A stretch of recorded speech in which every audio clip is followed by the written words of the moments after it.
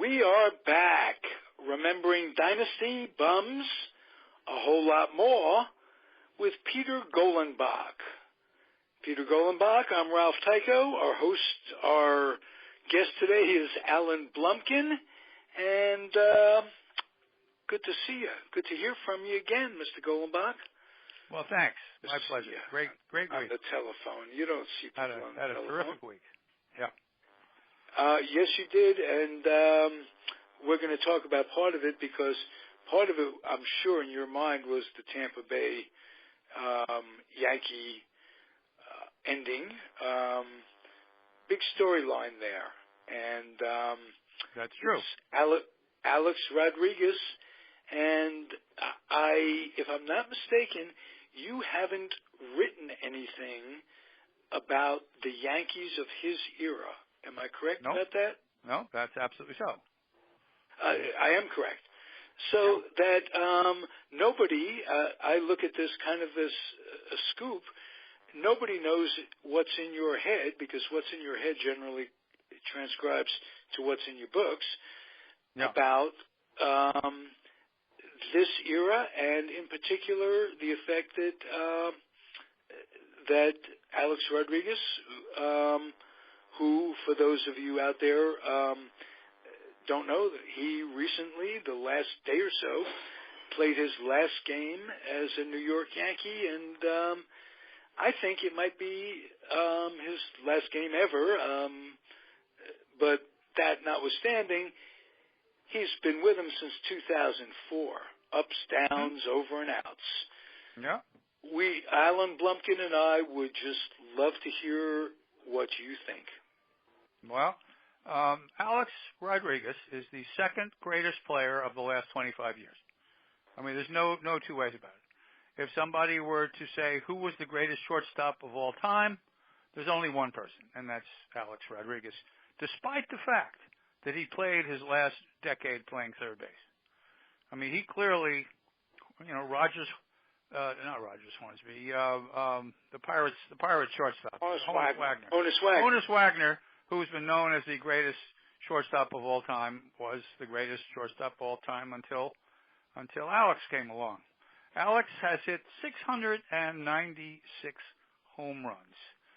He's been the MVP a couple times. He helped the Yankees to the championship in 2009. He's been an utterly spectacular ball player for a lot of years. He started with Seattle with Junior Griffey. The two of them were a fabulous combination. And what's interesting, of course, is that he admitted to taking some sort of steroids and sat out all of 2 years ago. And then he comes back, obviously without any steroids in him, and he hit 40 home runs last year, which was mind-boggling to an awful lot of people. Because for a lot of people, once you've taken steroids, you become, akin to the devil, which is, beyond ridiculousness, considering that, a huge number of ball players, ever since, say, 1980, have taken, steroids or HGH or creatine or, God knows what. And so if you say that, anybody who's taken this stuff can't be in the Hall of Fame, well, for crying out loud, you don't have a Hall of Fame. I mean, it's just ridiculous. You can't have a Hall of Fame without people like Alex Rodriguez, without people like Barry Bonds, who was, by the way, the greatest ball player of the last 25 years, and people like Roger Clemens, who was arguably 7-time Cy Young Award winner, the greatest pitcher of the last 25 years. What I found so incredibly interesting, though, what I really loved about what happened in this past week, is that Alex, for a lot of Yankee fans and for a lot more non-Yankee fans, was something of a villain of this piece. And only the Yankees could figure out a way to make Alex a hero. So on Monday, Joe Girardi, who's a lovely, lovely man, promised Alex that he could play the rest of the week. Now, somebody in the Yankee organization, whether it's Len Trost or that horrible person Levine or maybe it was one of the Steinbrenners themselves, said, oh no, Alex had threatened to sue us and threatened to sue Major League Baseball. We've got to punish the SOB, and we're not going to let him play. And so the deal was Alex was going to play out the last week, and on Friday he would DH, but he wasn't going to play. And they didn't play him. They just flat didn't play him. And one thing about people, Yankee fans or non-Yankee fans, they know what's unfair. They know what's wrong. And not playing Alex the last week of his career was just freaking wrong. And so when Alex came out on Friday and he was the DH, they cheered him, and they cheered him, and they cheered him, and they cheered him. And he even got a hit and drove in a run his first at bat on Friday, which was neat. And even though Girardi was ordered not to play him, in the ninth inning on Friday, he sent Alex out to play third base for a batter or two. And then they sent in some scrub to replace him so that he could get a huge, huge ovation. And it was really sweet, and it was fitting, because Alex did a lot of good things for the Yankees. Believe me, he did. And so, you want to know what I think of Alex? Bosses were against? Do you suppose Girardi's bosses were against sending? I mean, obviously he could play as a DH, but sending him out in the field, was that something Girardi just sprung up, or? In my opinion, yes. In my opinion, it was. Yep. That this was something he was told not to do, and he did it anyway, because he is a better human being than his bosses are. Okay. Alan Blumkin, what do you say? Well, my take on A-Rod is slightly different. Okay. First of all, Alan, where are you coming from? Where'd you grow up? I grew up in the Bronx. I've been in New York all my life, except for the 4 years I went to college. Okay, where'd you go to college? I went to the University of Pittsburgh. Ah, okay. I went from 1960 to 1964. Forbes Field was 2 blocks away. Wow. So you got to see Mazeroski? You got to see Mazeroski beat the Yankees? A friend of mine and I, we were freshmen, 17 years old, and we ran down after Smith hit the home run from the dorm. We were watching on TV, ran across the street, snuck into the left field bleachers in the top of the ninth. I don't know what would have happened if that game went any further than it did. But we got very, very lucky. And, I made the best friends I made, some of whom I'm still in touch with from those days. I met in the left field bleachers in Forbes Field. Wow. But I assume you were a Yankee fan rooting for the Yankees, and you were terribly upset. Not then. The only time I've ever rooted against the Yankees in the World Series was 1960. Wow, you traitor. Whoa. And from what I've read, most of the Yankee players who were there in 1960 and 1955 when they lost to the Dodgers took the loss to the Pirates much harder. Much harder, because 3 of those wins, 12-2, 14-1. Yeah. I mean, it never should have happened. And it happened. A ball hit a pebble. Well, Dick Grote, I interviewed him when he came in with the Pitt basketball team. He broadcast for them. In 1985, they came in to play St. John's, and I was able to get an interview with him. Oh, nice. And he told me, I asked him what the attitude was in the Pirate clubhouse after they got bombed the second and third game. He said, Murtaugh said, we're down 2-1. Yep. And, they made all the plays in the close games, and the Yankees didn't. And, well, that's for sure. I spoke to Johnny Blanchard at the card show in 1987. I asked him, he was catching, and I asked him for his perspective what that was, and he said we were ready to kill Coates. Coates? Oh, sure, they're always ready to kill Coates. Because basically, when Hal Smith came up in the 8th inning, they all knew, because he had played the previous 5 years in the American League, they all knew he was a dead fastball hitter. Blanchard said he went out to the mound. He asked Coates why he wanted to throw after he kept checking him off. This is a fastball. So Blanchard finally gave in. He threw a fastball and hit a home run. Ball. Yeah. And then he said after they went into the clubhouse after the game, Coates went over to Terry and said, "Thank you for getting me off the hook." Yeah, I'm sure. Well, Coates was a son of a bitch. I know that. People didn't like him at all. Did not like him at all. And the funny thing about Coates is he slept with his eyes open. So one day he's riding in the Yankee bus, and Casey Stengel's riding with his wife. And the wife looks at Coates and goes, Case, I think one of your players is dead.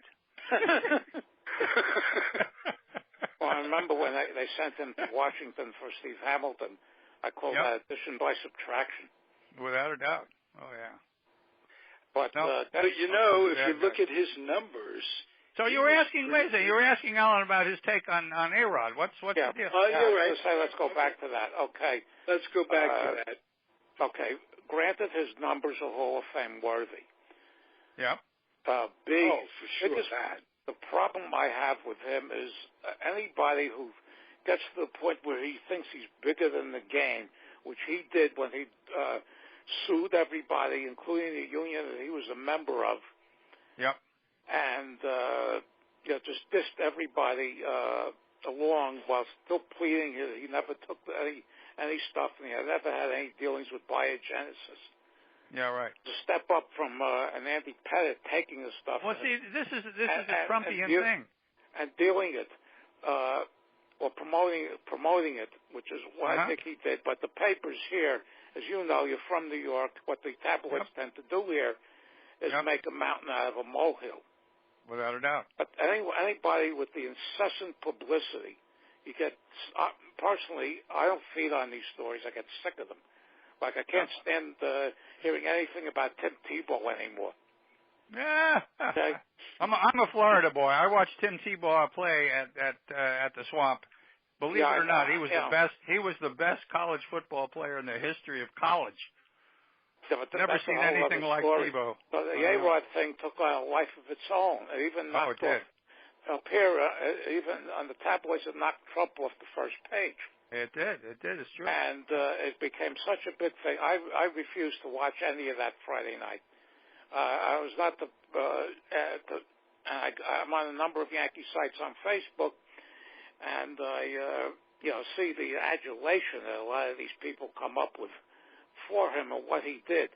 I also think that the reason the Steinbrenners and the front office did not want Girardi to play him is because I think a bonus kicked in if he hit 700 home runs as a Yankee. Well, that was part of it, and I think they were afraid, too, of what would happen if he started hitting. Yeah, how remote the possibility. They didn't want even for him to have a chance to do that. Yeah, but that's pretty chicken shit, don't you think? Of course it is. Yeah, but force him to pick up the contract, that's big money. Bowie Kuhn telling Turner that he had to play Henry Aaron the first game in Cincinnati when Aaron was, chasing Babe Ruth. Yeah, well, Bowie Kuhn was no favorite of mine. I know that. He's no favorite of mine. Bowie Kuhn never made a right decision in his entire life. So Bowie Kuhn. But A-Rod at any rate. Bowie Kuhn suspended Willie Mays and Mantle for being greeters in Vegas when half of the ownership were into the horses. I don't know if Steinbrenner was one of them. Uberoff, the first thing he did as commissioner was rescind that. Well, of course. Well, you know Del Webb was into casinos in Las Vegas. Oh, yeah, and Del Webb. He was one of the owners of the Yankees, for crying out loud. Del Webb had ties with Arnold Johnson, who they gave the Kansas City franchise to. That's right. That's right. And the Yankees operated them as essentially a farm team until Johnson passed away before. Well, that's absolutely true. No, that is true because Johnson trusted George Weiss not to cheat him, which was hilarious. George just took every decent player he had. That's all. Yeah, well, and with people like Ralph Terry, with Ralph Terry, when he saw how good Ralph was pitching for Kansas City, he got him back. Yeah, I think Clete Boyer went the same route also. Back and forth. Yep. And Frank Lane was quoted when he was running the Indians and traded Maris to Kansas City. They said he knew that it was a one-stop to the Yankees. But he it's Lane's fault for trading. It's stupid. Lane was terrible, by the way. Oh, Lane I know that. Terrible. There's a book that came out on him a couple of years ago called Frantic Frankie Lane. And outside of the trades that brought Minnie Minoso, Billy Pearson, Nellie Fox to the White Sox, once he got past the White Sox, he was awful. Well, once you make 100 trades, you know, supposedly 50 of them are good and 50 of them bad, but I don't know. Trader Lane, I think, he like to traded trade just for the sake of trading. Exactly. He traded because he liked to trade. Stupid. Right. He and Bill Beck were the Rangers trades when Brown was running Beck was running the Browns, where Willie Miranda, for example, and players of that ilk would be sent back and forth between the White Sox and the Browns. Just to Willie Miranda, by the way, came up with the Yankees. He was a Yankee shortstop. Absolutely. He played in 53. He played a lot of shortstop. He came up with Washington. And went to Did he really? A profile on him on Facebook a while back. Somebody posted a card of his. Came up with the White Sox. Was traded with Washington. He was traded to the White Sox for an infielder named Floyd Baker, who hit one home run in 12 years and who I nicknamed Home Run. And then the White Sox sent him to the Browns, and he was bouncing back and forth. And the Browns sent him to the Yankees, and the Yankees sent him back to the Browns, who were that time the Orioles, when they got Lawson and Turley. Well, here's the question. In 1954, the Yankees and the Orioles made a trade. And I think there were something like 16 players in that 17 trade. Or 18. Name every player. I can't, but I can name the key ones. I could barely name Larson. I can name you two. Don Larson, Bob Turley. Larson, Turley, Billy Hunter, Gene Woodling, Gus Triandos, House. Oh, I don't think Woodling was in that trade. Yes, he was. Yeah, he went to the Orioles. Woodling went to the Orioles. I didn't know that. Okay. Yes, he did. Him. Yes, he did. And they sent Woodling, Gus Triandos, Hal Smith, the same Hal Smith that eventually wound up on the Pirates. Yep. And the reason the Orioles did that. Miranda went back to Baltimore, or to Baltimore in that deal. Yep. Well, the reason the Orioles made that trade is because they were terrible. I know. They were the St. Louis Browns, and they were just terrible. They needed bodies. But Lawson was coming off a 3-21 season. That's right. And Turley wasn't a hell of a lot better. Turley was 14 and 15 and had the but he walked 185 in 1954. Right, but you got to give George Weiss credit. George Weiss knew talent when he saw it, boy. He sure did. Absolutely. And here's something amazing, that in 61, when I think they had arguably the greatest team ever, 3 catches. Good argument. Home run. Good. Right. Turley was hurt for most of that year. Pitched very ineffectively, and they got by with guys like Jack Stafford. No. Yeah. Bill Stafford. Bill Stafford was a kid. He was a kid, and Bill Stafford was a talent. They weren't getting by with Stafford. Stafford was a terrific pitcher. Yeah, he blew his arm out in a 40-degree game in Kansas City. That's right. Stafford was no stiff. Stafford was a very, very fine pitcher. But Turley was never the same after the Cy Young Award year in 1958. Yeah, terrible year. A lot of Yankees. Bob Grimm, Cooks, a lot of guys. Yeah, well, had Grimm these 2 or 3 Cooks years. They all wound up with the A's. Once they threw their arms out, couldn't perform. They would. Yeah, after they threw their arms out, they wound up with the A's. That's right. The Yankees got Terry and Hector Lopez for washed-up servant or washed-up cooks. Well, Jerry George Weiss had Billy Martin out there. Yeah. Well, that's a whole other story with the Barton and Weiss hated each other. They certainly did. Yeah, Weiss couldn't wait to get rid of Barton once he had Richardson waiting in the wings. Absolutely correct. Yeah. So, and it really wasn't even that clear with Richardson. He got rid of Martin, and then they had Jerry Lumpy and Andy Carey. And a whole bunch. Carey was a third baseman, and Lumpy got traded to the A's, too. Stengel didn't like Carey because Carey refused to play anywhere else. That's true. Yeah. And they even had McDougal still in the mix.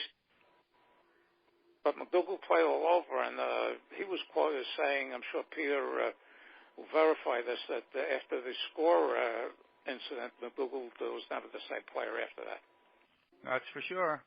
Yeah, but he was on his way. He was on his way out anyway. That's interesting. And meanwhile, told me, what? Somebody told me that he would have been drafted by the Angels. Yeah, he refused to go. He had business interests here, and he refused to be exposed. Yeah, he lived in New Jersey, and he had business interests, and he ended up coaching at Fairleigh Dickinson University or something like that. I think it was Fordham, if I'm not mistaken. Fordham, that's right. He did ended not up coaching up at with Fordham. his family and moved to Washington or the LA Angels. Yeah. Let me tell you something about today's Yankees.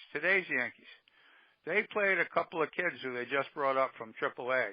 This kid Austin, the first baseman, and this kid. And they hit back-to-back home runs. Well, I'll tell you what. These kids look very, very athletic and very, very good. Yankees got some talent coming up, and they needed to get rid of Beltran, and they needed to get rid of, their big first baseman who can't hit anymore.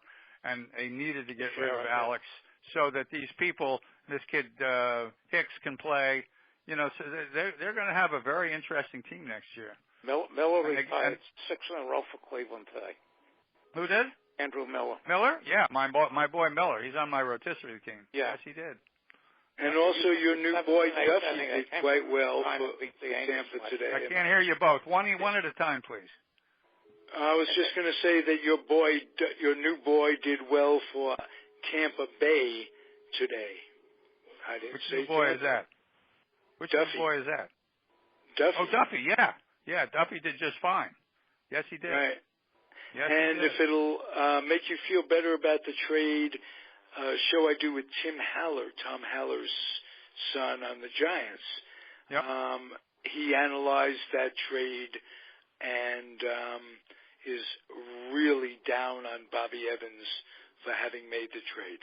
Because I agree. I agree with him. This kid is going to be the Rays shortstop for the next 5-6 years.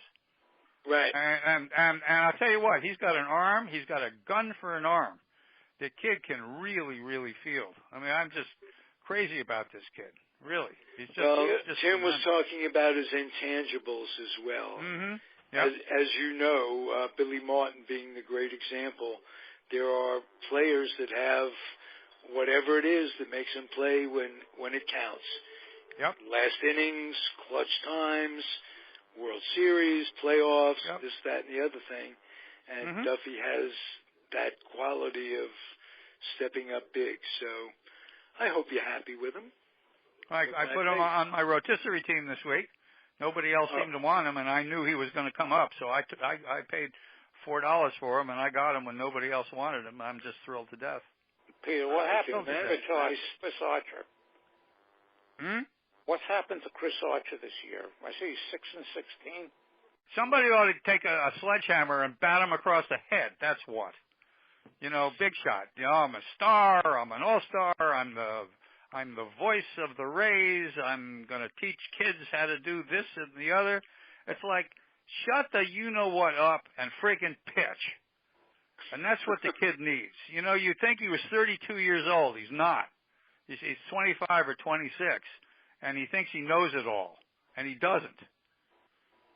It's like get your act together. I mean, he's thrown so many home run balls. He's behind in the count. His mechanics stink. He's on my rotisserie team too, so I can tell you this from a personal point of view. Watching him give up, 6 runs in 4 innings, it's just enough to make you spit.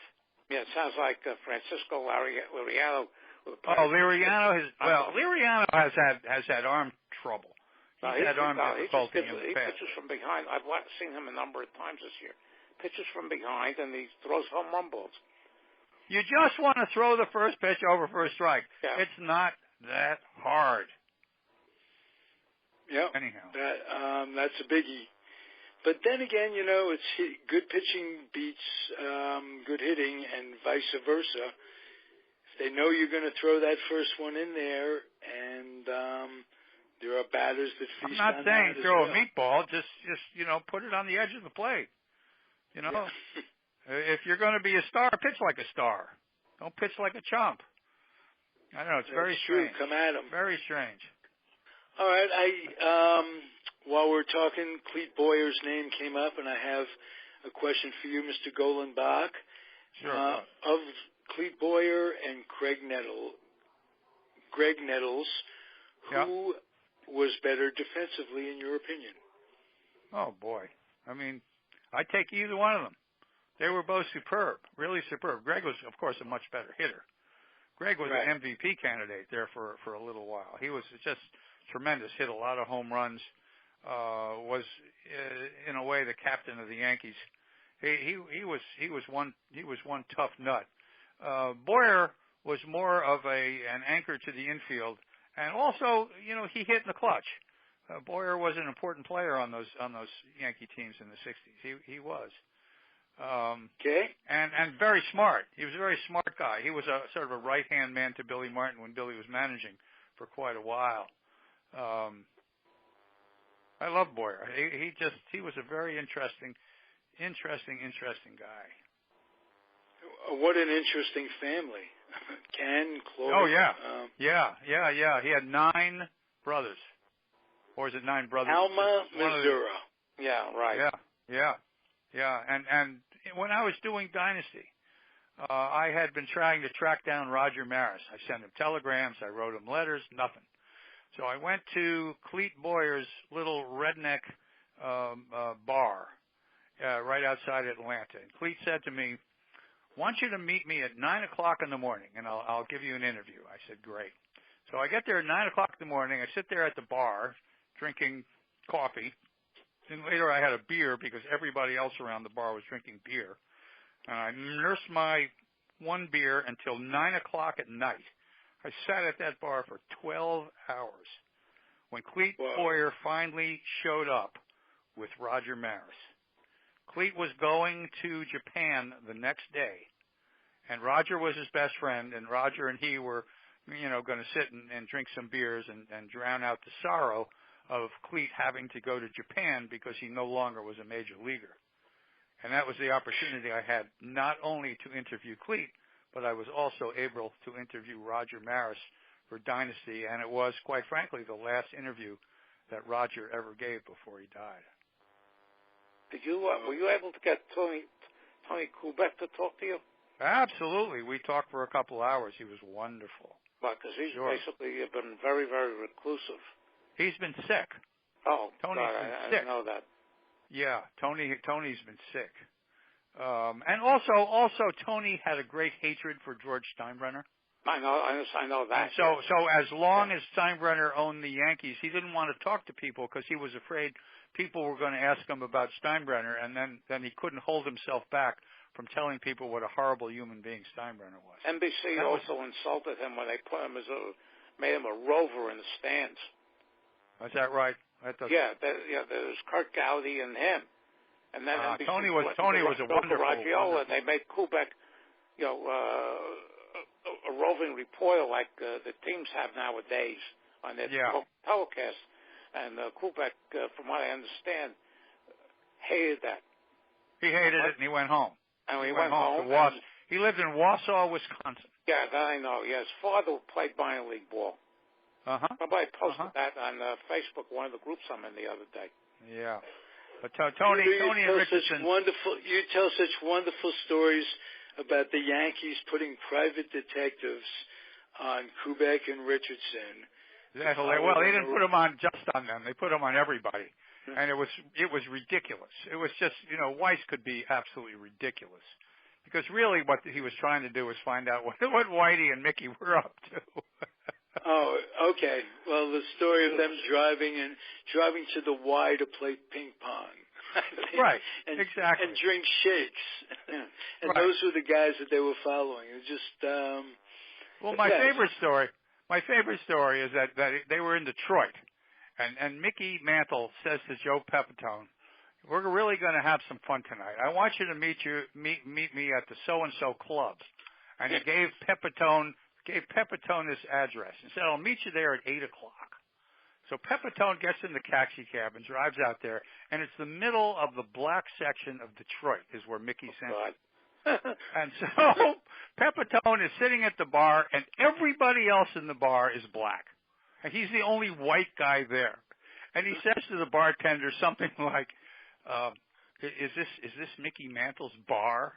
And the bartender looks at him like he's absolutely crazy. So at that point, Pepitone figured out that Mickey had really put it over on him. So the next day, Pepitone swore. He swore that he wasn't going to tell Mickey that he went. And of course, when Mickey said to him, "You went, didn't you?" And Pepitone broke down and said, "Yeah, Mick, I went." They had so much fun. Those people just had so much fun. There was a story that Casey Stengel used to tell when he was playing for the Giants. He roomed with Irish Musial.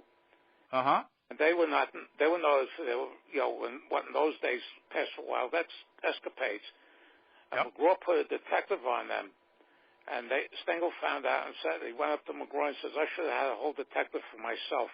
Yep, that's right. So Stengel knew all the tricks. I read that he used to, when they made road trips, he used to, the guys would fall asleep right away. He knew we'd been out all night. He also the hotels had elevator operators. Yeah. He would have the elevator operator get autographs. Yeah. So the guys would come in and sign the baseballs in case you would know who was out all night, because they're the ones who signed the baseballs. Yeah, and there's one story where Lawson crashed the car, I think at 5 o'clock in the morning, and that was here in St. Petersburg.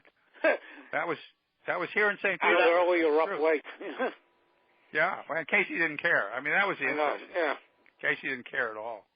Interesting that when Larson pitched for the Giants, he, Bob Schmidt, and someone else had a drunken escapade and were arrested, and they talk about Alvin Dog going and bailing them out. I can't remember who the third person was, but Larson must have been one heck of a partier, because he could party and get arrested in 2 different leagues.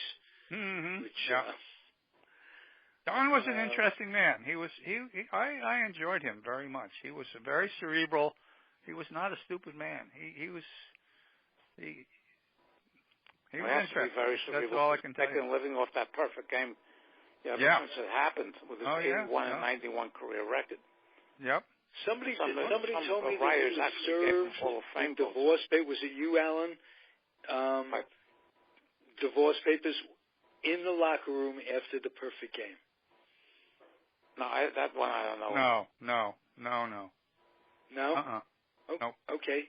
That I don't know where that sticks in my head. No. But all right. Thank you, guys. This has been, as usual, terrific with you, Peter. And always a pleasure. Pleasure. And Alan is like a utility infielder on Comfortably Zoned Radio Network.